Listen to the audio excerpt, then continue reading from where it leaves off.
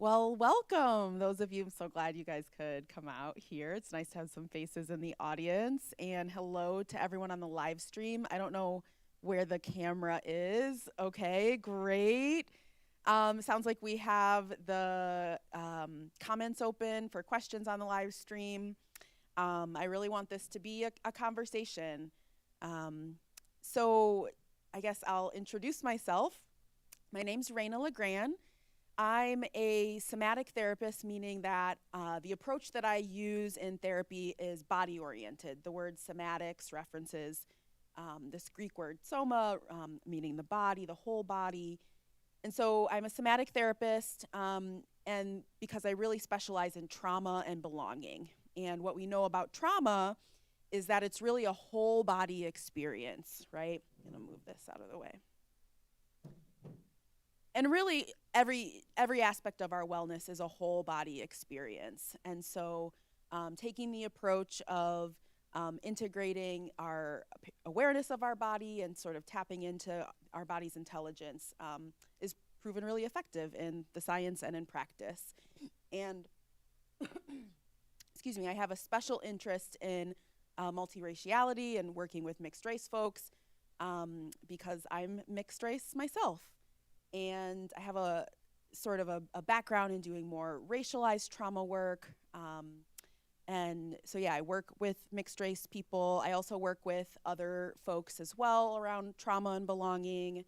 And I wanted to give this talk really mostly as like an advocacy effort.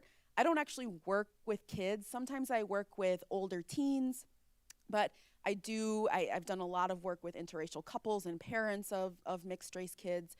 But I wanted to offer this as a bit of advocacy and also sort of planting the seed of something I'd like to see here locally, which is a larger mixed race community.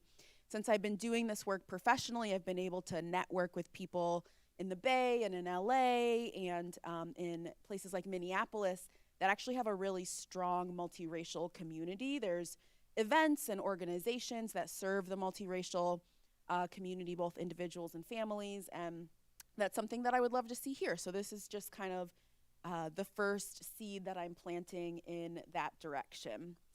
I want to name that, in talking about mixed race kids, we're talking about race and we're talking about racism and racialized trauma and also parenting in general. These are all sort of tender topics.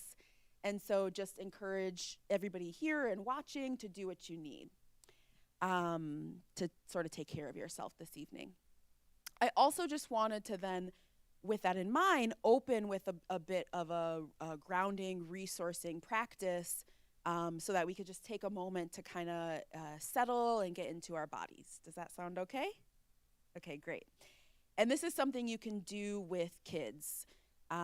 Whether you're a parent, a grandparent, a teacher, or interface with mixed race kids or just kids in general in other ways. So, sort of slowing myself down here, going to encourage you to start to look around the room, look around the space that you're in. And especially for those of you at home, you're probably in a space you're pretty familiar with, but I want you to still look around and take in the space, take in the windows and the doors, to really let your body register that you're safe, that you're in a safe place, hopefully, and that there are exits. If you need to get out, you can take a window or a door.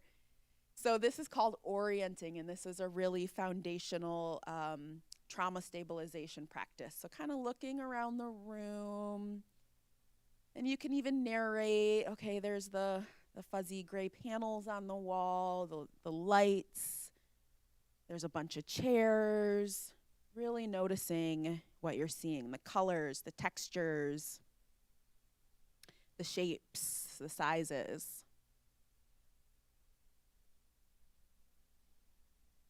And you can notice if, as you do that, if your body feels like, okay, I'm settling in just a little bit more.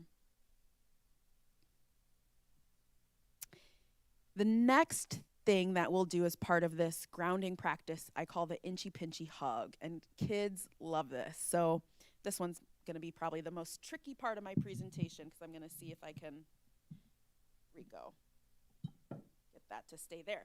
All right, so you're going to take a hand over to your opposite arm, give it a squeeze, and then squeeze and release all the way down.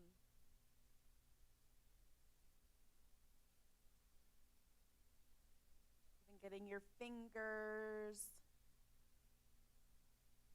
I like to make a little joke here. It's kind of like you're milking a cow. And then getting your other arm as well.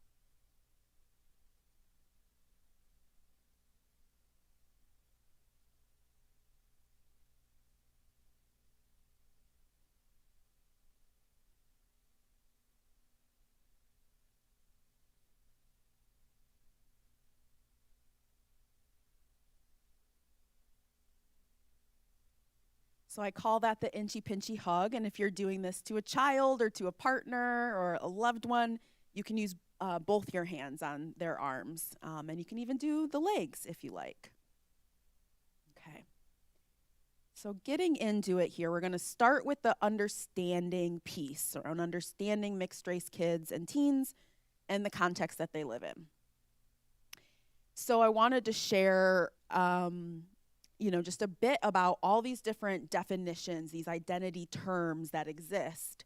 Some here might look familiar to you, some might be new. And these are important words because this is how people identify, and this is how people then find each other and create belonging. And these are also imperfect words because they're socially constructed, and they're not all agreed upon. Right? Some people may identify strongly with the word multiracial, but not the word mixed or mixed race.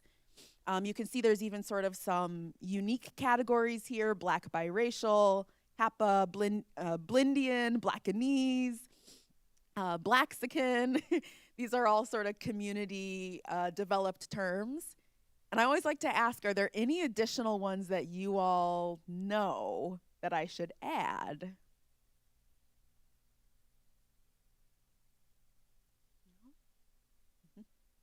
If you ever come across any, don't hesitate, even those watching the live stream, to email me. I love to just hear kind of what's happening on the ground. Exactly. Yeah. Yes. Thanks for saying that.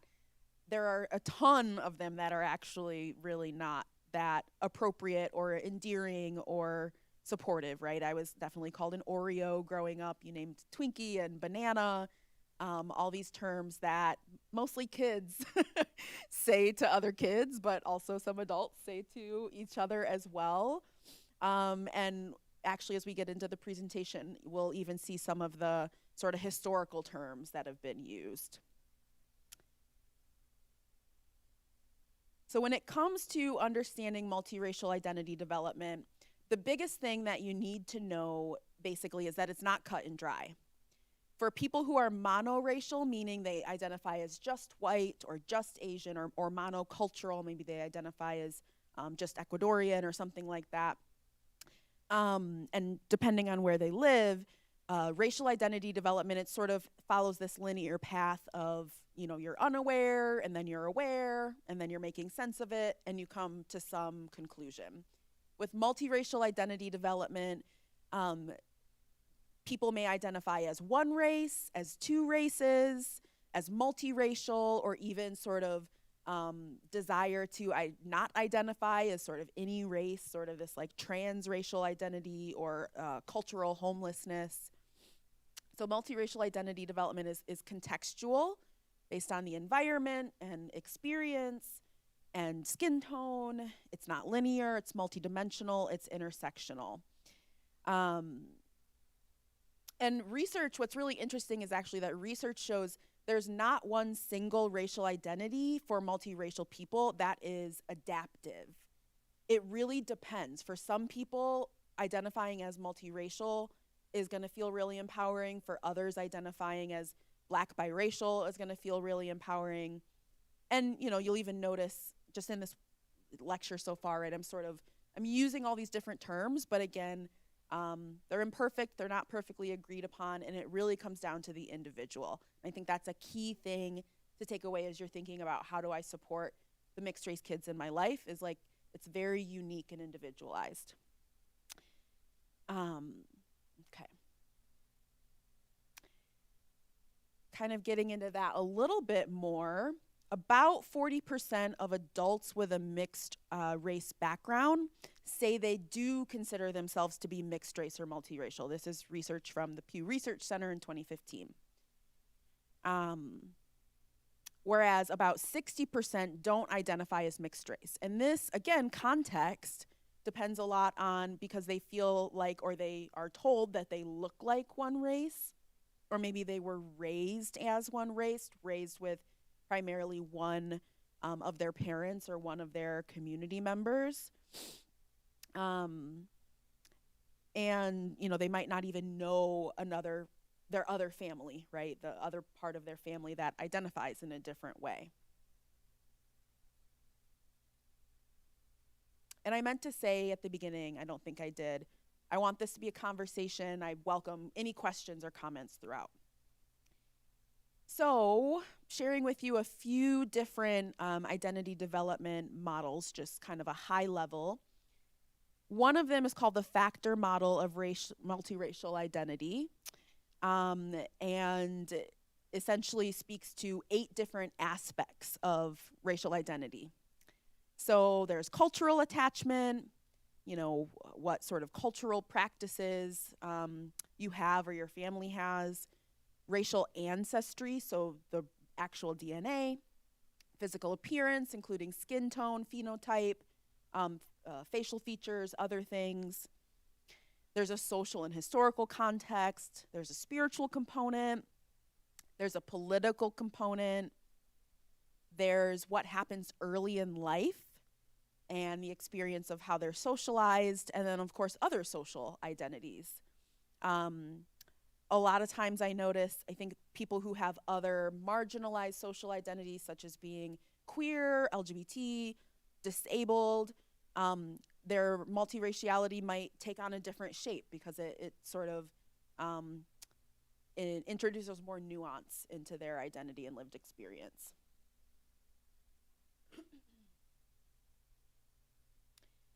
One kind of popular model in the research is Poston's model, which is a very linear model. Let's see. So in the first stage here, Poston posits that young individuals tend to have a sense of self that is fairly independent of race or ethnicity. And once they reach the second stage, they start to choose a group orientation. They feel pressure to choose a racial or ethnic identity, or whether from family, friends, and, you know, so this is heavily influenced by both personal and environmental factors. And this can be actually a really difficult time in an individual's life because it feels like, you know, having to choose, it can feel really like a crisis of belonging and isolation. They might be experiencing prejudice, rejection, feelings of alienation, and again, pressure. The third stage, enmeshment and denial, is characterized by feelings of confusion or disloyalty for choosing to identify with the ethnicity of one parent, but not the other. And then in order to progress to the fourth stage, appreciation, Poston says that individuals must learn to appreciate both parental cultures. And so in this final stage, integration, individuals develop a secure and integrated multiracial identity in which all racial identities are valued. So, you know, this was work in like the 90s, and kind of later in the 90s, this person, Maria Root, actually started to challenge this idea of like a linear racial identity model for multiracial people, and instead framed it as there being 5 different racial identity outcomes that are fluid potentially rather than fixed. So that could be acceptance of the identity that society assigns to you, It could be identifying with both racial groups, identifying with a single racial group, identifying as a new racial group, so taking on that like multiracial identity, or choosing white identity, which I see a lot in folks who are light skin and or raised with their primarily white family members.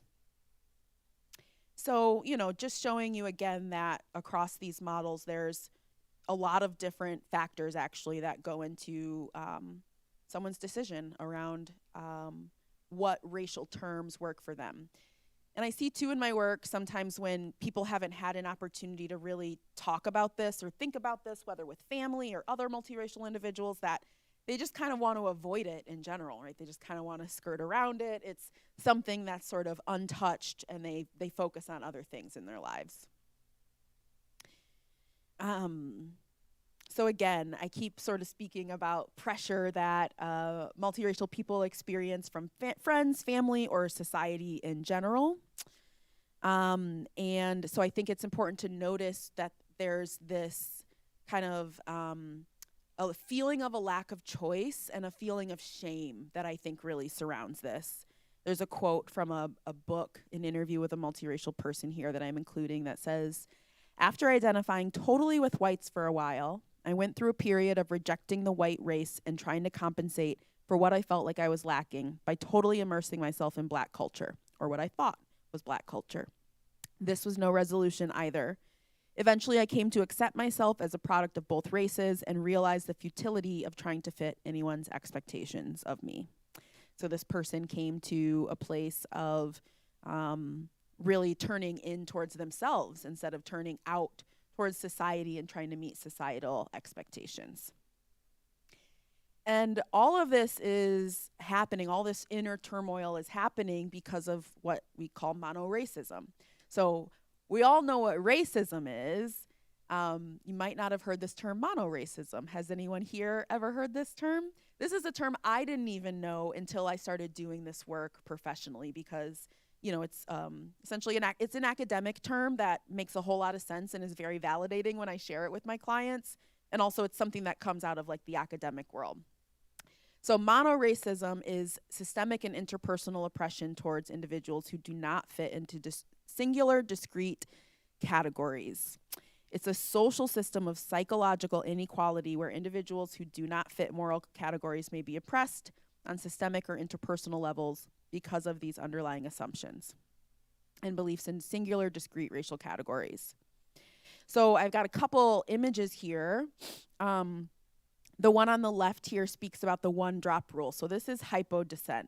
This is a racial classification system that was used in American for primarily African Americans, determining sort of how black they were, right? This idea of the one-drop rule, that no matter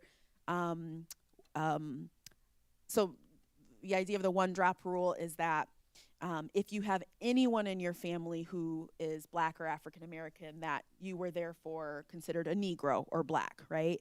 But there were also all these other terms that were sort of used that I think on the one hand you could look at them and think, okay, this is offering nuance to somebody's specific experience, but really was used to further like categorize and really like kind of segregate people. So there's this idea of like a person who's fully black, somebody who's half black and half white was called mulatto, someone who had a grandparent who was white, or black, would be called a quadroon, and then so on and so forth, octoroon, and a muster. So I think that's important to remember this history, because that really lives on in maybe not necessarily like our consciousness, but in our bodies and the ways that we might look at someone and want to impose a certain racial identity on them, and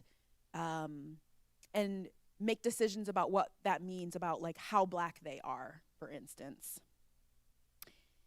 This image on the right is an image of the Lovings, who were the couple that are associated with the Supreme Court ruling in 1976 called Loving versus Virginia.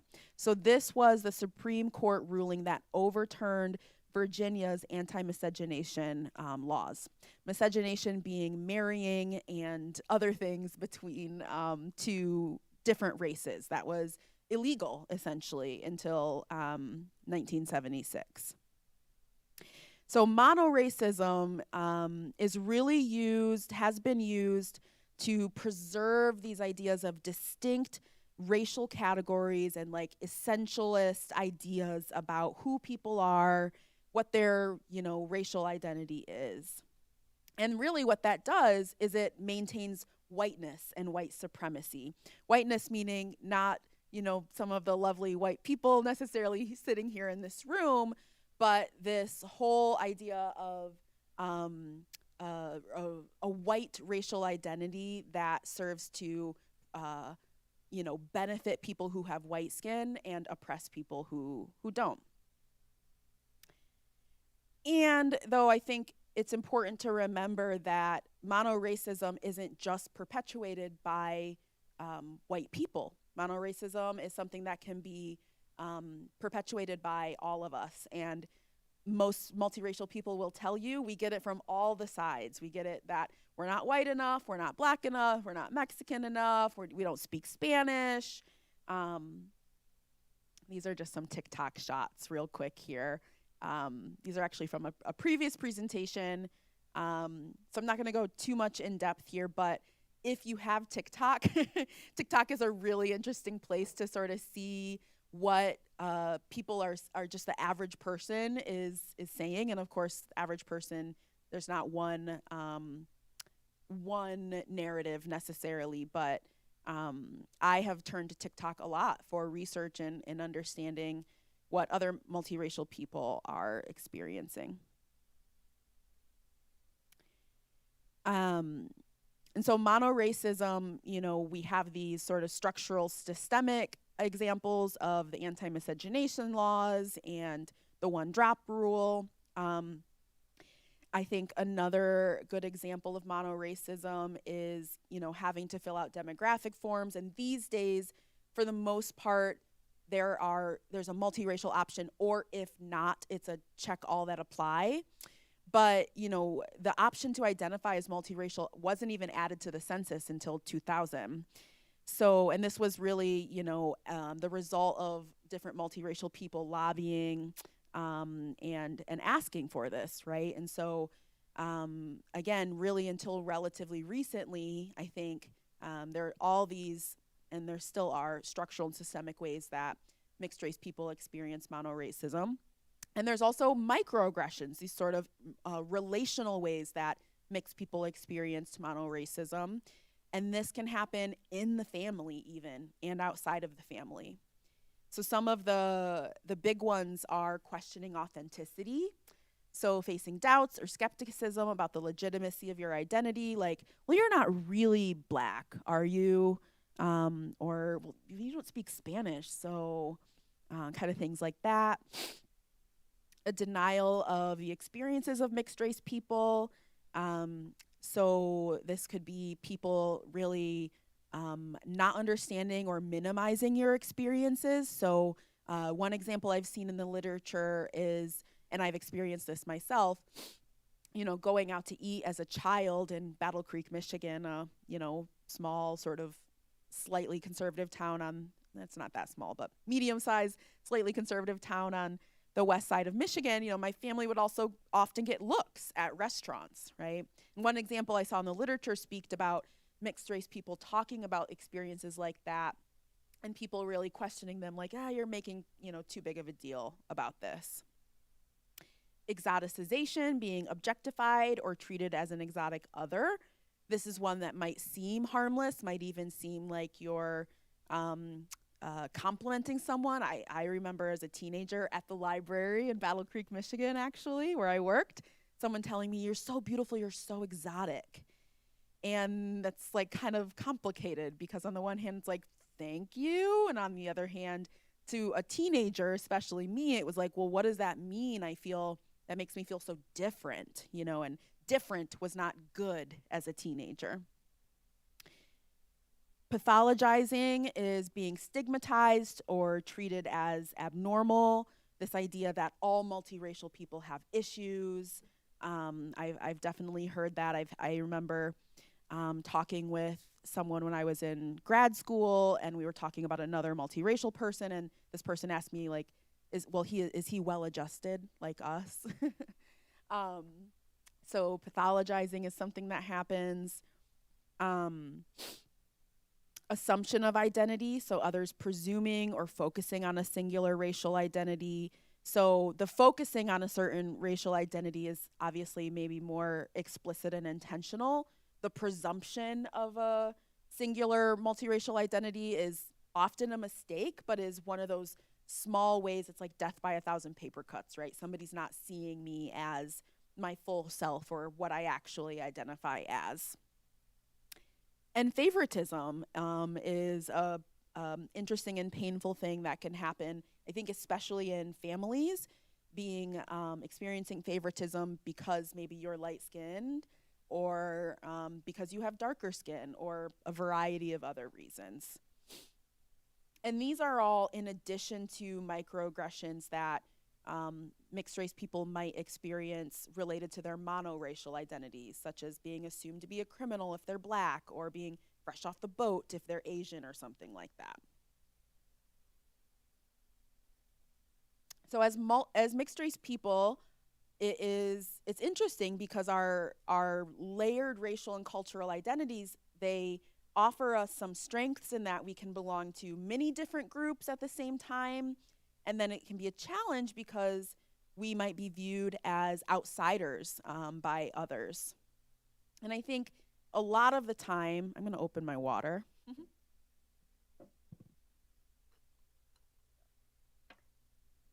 A lot of the time, I think the conversation around multiracial identity can be really narrow. It's either this idea of, there's this term called the tragic mulatto, the sort of pathologization of mixed race identity, right? That all multiracial people have problems. Or it can be this idea of like, well, you have the best of both worlds.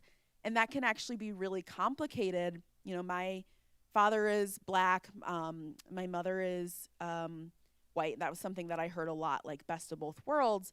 That was actually a really challenging thing for me as a young person, to sort of feel like I carried this ancestry of people who had been oppressed and people who had done the oppression. So, strengths and challenges.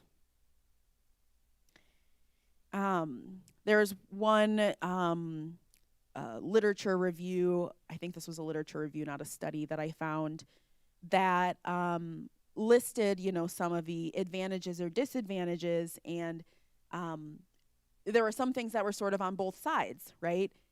Emotionally, it can feel really good to have individual differences, but it can also feel like you're inadequate, you're not enough of something.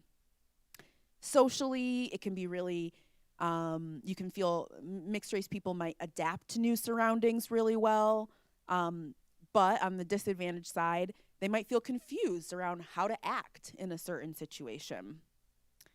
Cognitively, they might be able to see other people's points of view readily and grasp unfamiliar customs, but it also might be difficult to integrate different cultural values.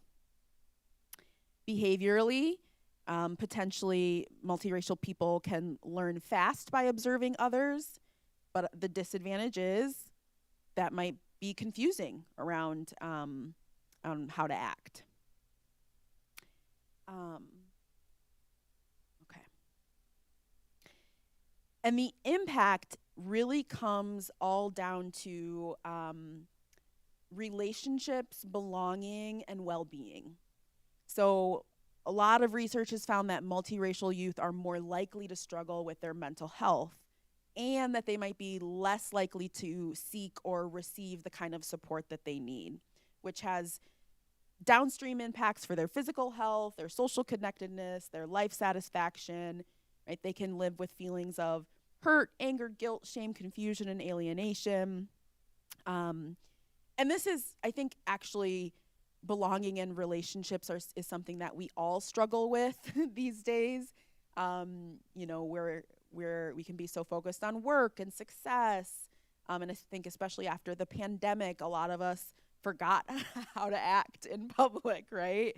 And so I think belonging is actually an issue for all of us and for multiracial people in the context of the US, where belonging has historically been constructed around race.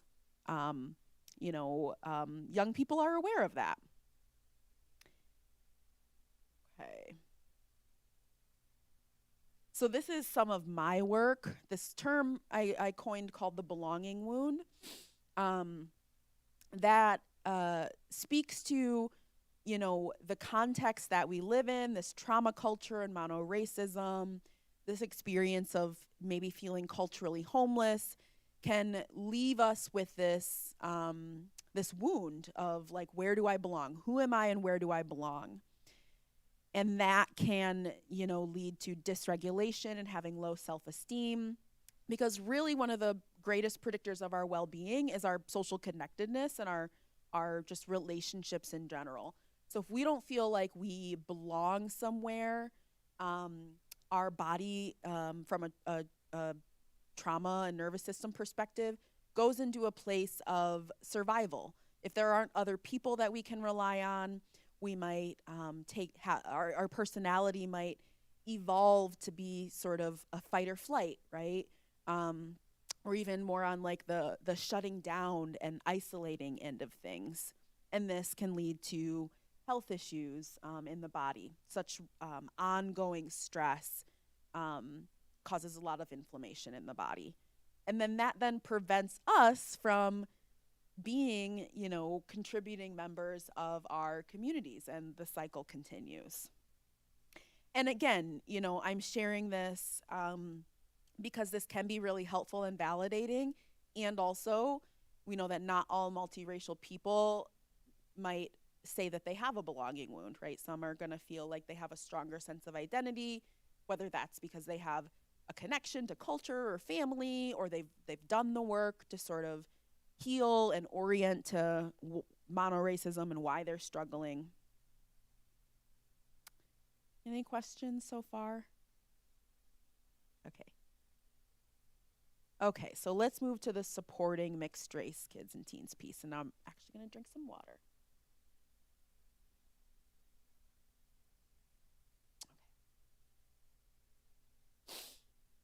So first and foremost, it's really important to talk about race. Kids are aware of race and they have questions.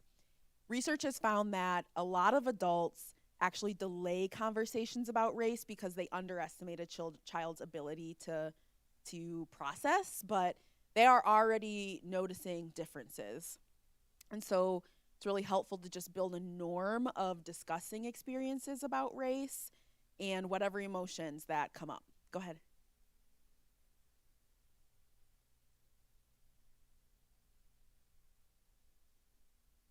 That's a good question. I actually don't know the exact age, but I would probably say um, around like 4 or 5.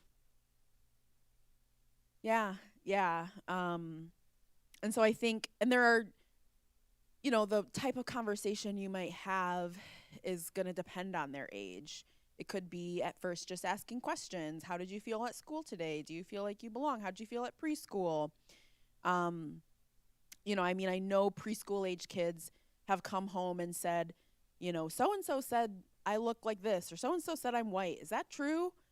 Really, as soon as they're like talking, probably is like a good time to start talking about it.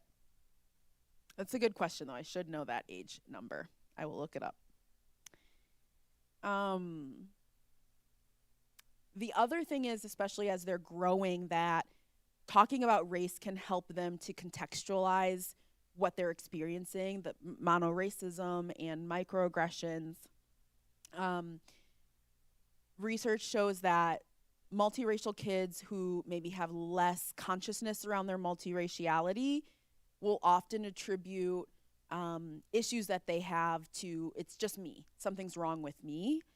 Whereas kids who maybe have more of an experience of being socialized and racialized, and family who are racialized, they are going to have a better understanding of what that person did or said was because of racism and not about me as an individual. Let me see here. And I think in particular, kids who have one white parent struggle a little bit more with that. Kids who have two non-white parents tend to have a bit of just built-in more understanding about racism. So I think there's a bit of pressure on white parents of mixed kids to really kind of be doing that work and doing that talking with them. Talking and learning about racial identity can also help kids to develop language around their experiences. So, talking about your own racial identity, reading books together, these are just a few that I've shared, is a good way for them to start developing their own ideas of like where they want to land when they are thinking about their identity. And so it's really important to empower their choices. And this can be really difficult for parents sometimes because your kid might identify differently than you. I see this actually probably more in non-white parents. I think white parents, if their kid looks different than you, you're going to understand maybe a little bit more why they identify that way. This is a generalization, of course. But for non-white parents, sometimes, especially if they're if the child's other parent is white, they might assume, well, they're going to identify as black. They're going to identify as Mexican or Chinese. And that might not be the case, right? Going back to those racial identity models, they can be in a lot of different places. It's fluid. They can bop around a bit. So really expressing curiosity, asking questions, and really just normalizing wherever they're at is helpful. So building belonging, seeking connection is really important. Making sure that your kid has access to explore all their different heritages. And this can be really challenging for parents. Like if you have a kid who, wants to explore a certain heritage, that might mean putting yourself in a cultural experience where you're the minority, but you're doing so for your kid or your grandkid. So helping them to explore both or all of their heritages, building a community of advocates for your children, really kind of taking that village model to raise your child. Thinking about when you're deciding who the godparent is, for instance, for some people it might be helpful to have a conversation with that person and say, are you ready for this? Are you ready to be a godparent to my mixed race child? And then spending time with other mixed kids, mixed adults, and multiracial families. So kind of creating this idea of like a third space where they can explore that multiracial identity and decide if that feels helpful for them. Okay. And in general, research shows that kids are less racist and more resilient when they grow up in diverse neighborhoods. So that's something else to think about, which I know can be really challenging as people buy homes in certain neighborhoods and certain school districts or decide what schools to send their kids to. It can be really great for all kids to have more diversity. And finally, learning about racism and anti-racism can reduce shame and foster a sense of empowerment for them, that they can actually be agents in disrupting racism and monoracism, that it's not something that's happening to them. It is something that's happening to them, but not something that they passively have to take, but something that they can really engage and push back on. Can be really empowering and can be a way for them to sort of figure out how to feel balanced in their identity. I know for me, as having a black father, I definitely went through the phase of like black power, like mom, move out of the way.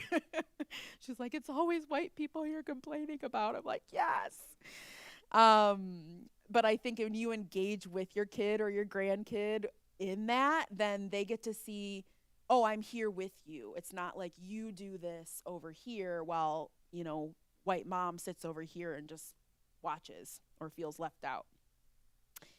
And this fosters safety, belonging, and purpose. So this is really a process of politicization. So helping them to really understand there's this political, social, racial context that you live in.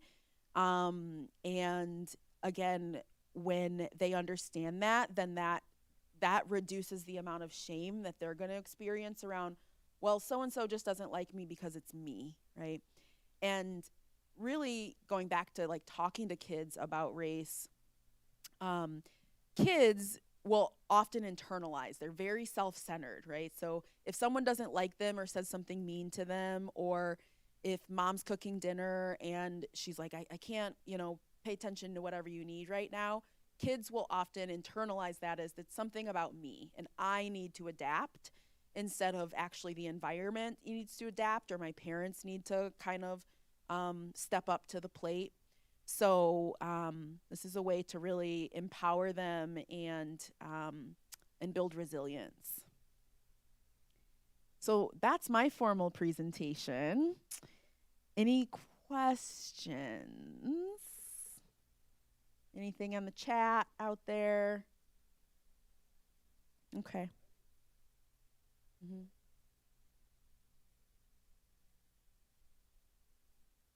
Mm-hmm.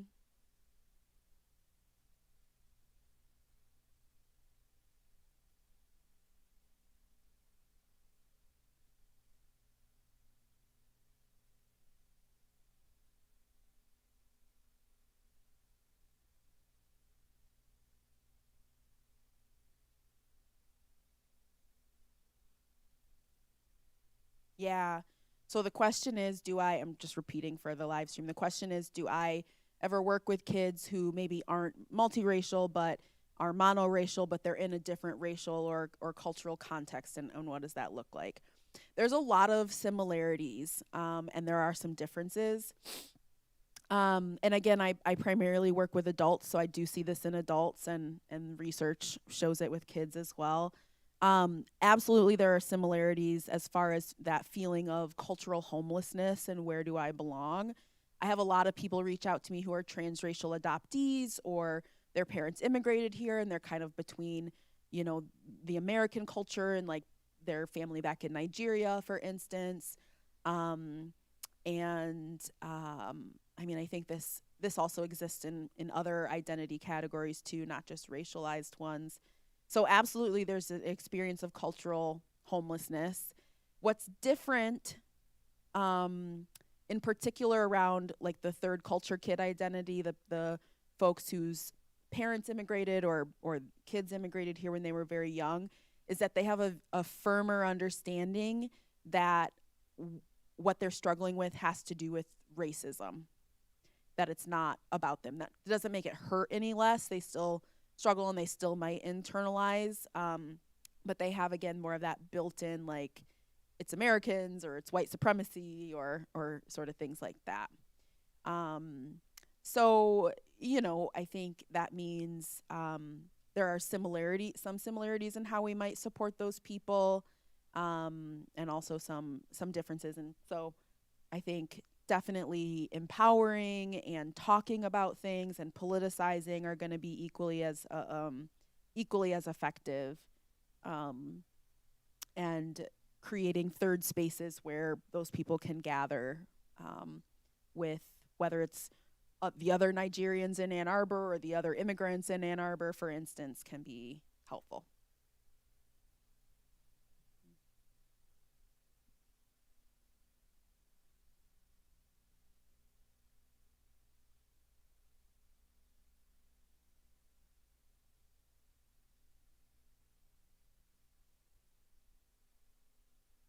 Mm-hmm.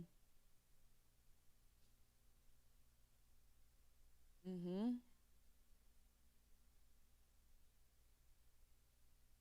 Yeah.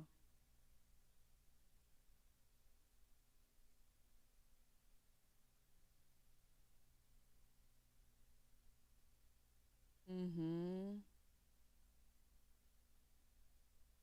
Mm-hmm.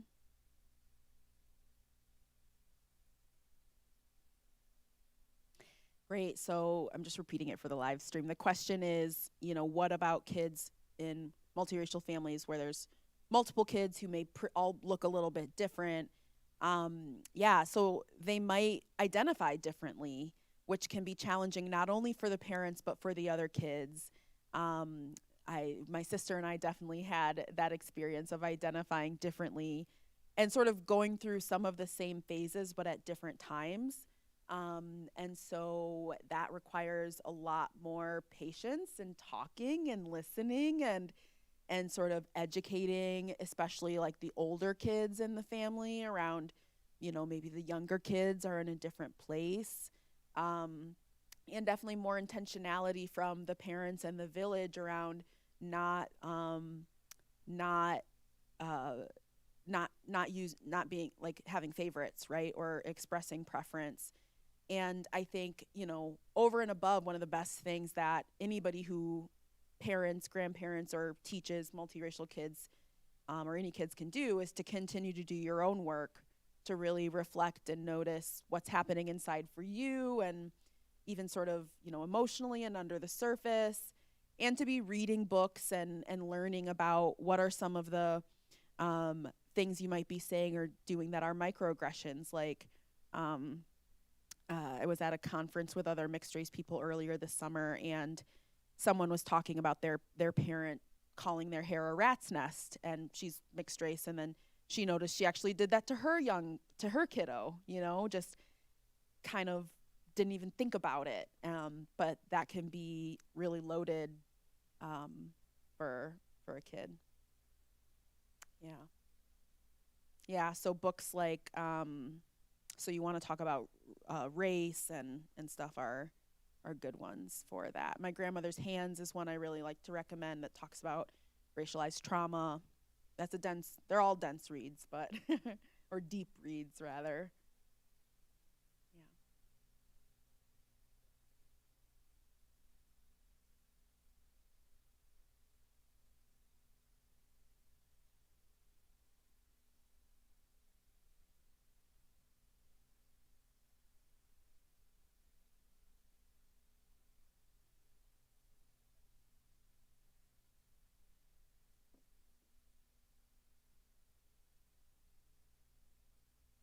Yeah. So the question is like, what are some well-meaning things that you actually might want to think about or avoid? I think commenting on people's bodies in general, their skin tone, their hair. Um, I had a teacher in high school tell me she thought mulatto people had the most beautiful skin, and she had no idea what she was saying. Um, so I think, comments like, "Oh, your skin, you have the best skin tone," or, you know, um, "You tan so much better than me." I mean, and these are all things that might be said later on when there's context, and we make a lot of jokes in my family and my friend circles. Um, a lot of like humor is used, but you really want to make sure that the relationship is strong before doing something like that, and that there's really like a cognitive understanding that I'm saying this, but it doesn't mean that I love you any differently.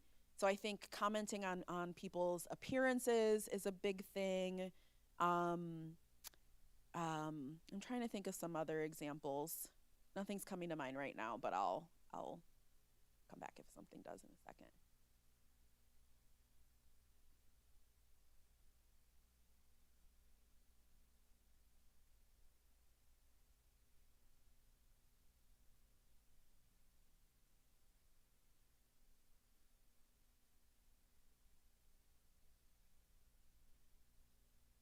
Mhm.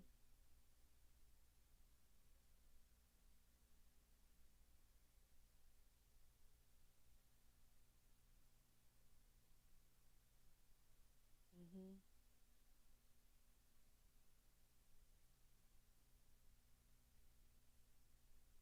Mhm.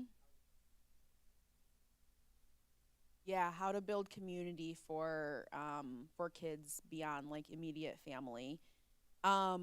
So absolutely, I think having other multiracial families that you can interact with, have play dates with, and stuff can be really great. I think people often overthink reaching out and extending an invitation. Sometimes it might feel like, oh, I'm tokenizing them, or I don't know, do they like us? You know, we all have those fears of rejection. But I think more times than not, there will be respect for, hey, we're both white parents of mixed kids. Like, maybe we should spend time together. Um, Absolutely going to cultural events. I think, you know, if you are hearing that things are coming up at school, talking with parents, or excuse me, talking with teachers and administrators, like, I'm noticing this, are you seeing this, can be a really good way for parents to advocate, and vice versa for potentially like teachers, whether that's school teachers or dance teachers or soccer coaches, to um, be in conversation, right? To really be in communication and conversation around what's happening with kids. Um, Going to cultural events, absolutely. Yeah. Mhm.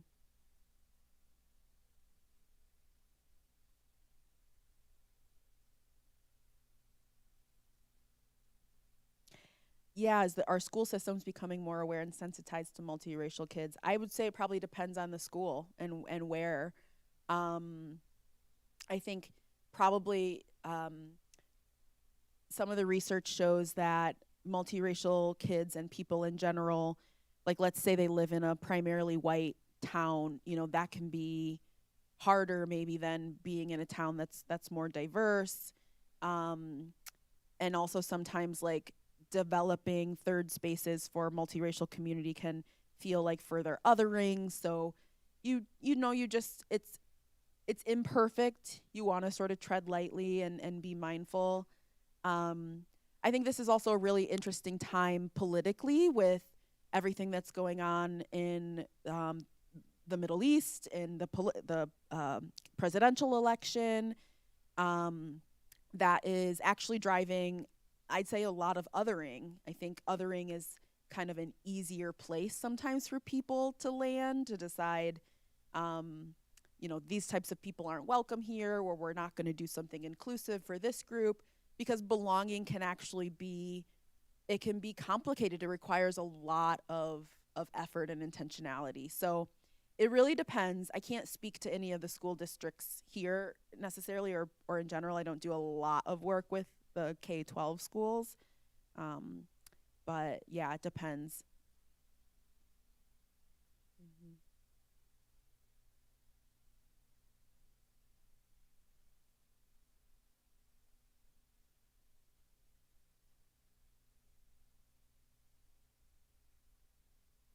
Mhm. Mhm. Yeah. I've been in the area for a while. Yeah. Yeah. Well, I am, this is the kind of like seeding the idea of multiracial community here as a new effort for me. I've been sort of more in the one-on-one therapy or like couples counseling world, and I do a lot of community events but on other topics. So this is something I'm working on more now. Um so stay tuned for some other events. I mean, there are absolutely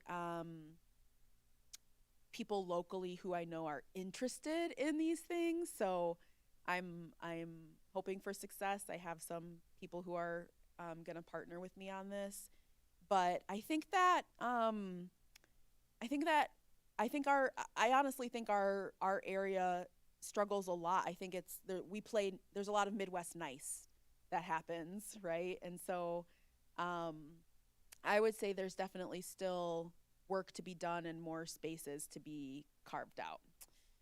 Yeah, it's, you know, the people that I know in like LA and Minneapolis, you know, they have movie screenings and conferences, and, you know, multiracial family meetups. And I have not personally seen any of those here. I'm sure that I don't want to, you know, if anybody's watching and they're like, we do this, please email me. I'd love to know. But yeah.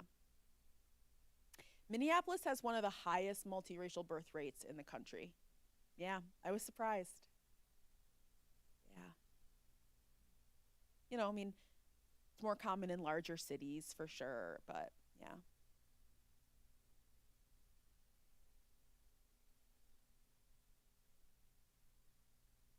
Mhm.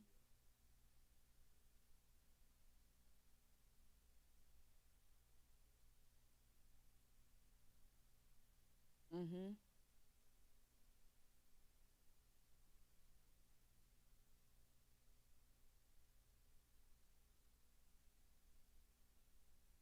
Yeah.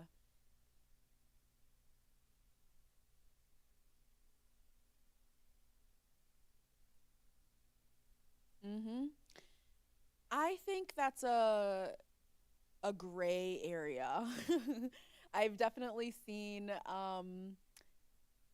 this there's a small population there's a sort of a small movement online of people proudly identifying as mulatto. I think that's in part um, to establish a sense of identity and or to really clarify, like, hey, we know we don't maybe have this exact lived experience of being fully black or something.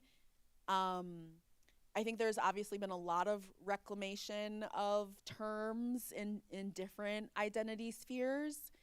So, I think it's great. Like, I hesitate to say that it's good or bad. I have my own personal thoughts on it. But I think one thing that multiraciality lends itself to is this like liminality and like being in between and being unfinished. I mean, the N word is an example, the F word is an example of words that even queer are examples of words that at one time we would have said absolutely not. That's so taboo to say that, but now, are reclaimed terms of endearment. So I think it will be interesting to see where things like that go. I don't know. I wish I could give you a better answer. Yeah.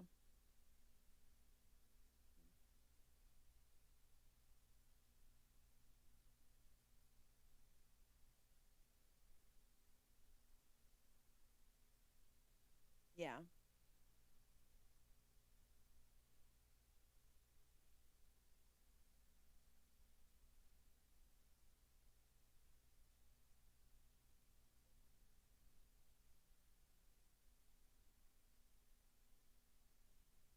Hmm.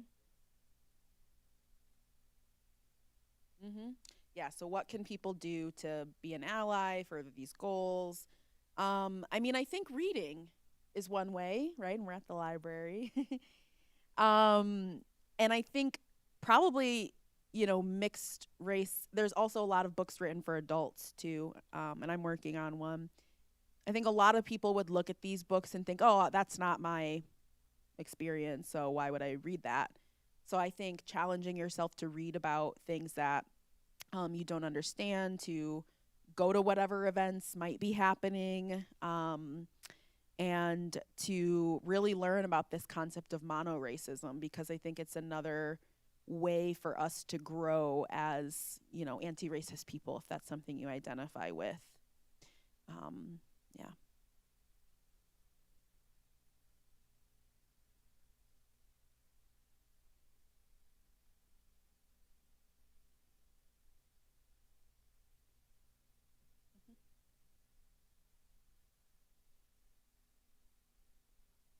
Thank you. Thanks so much.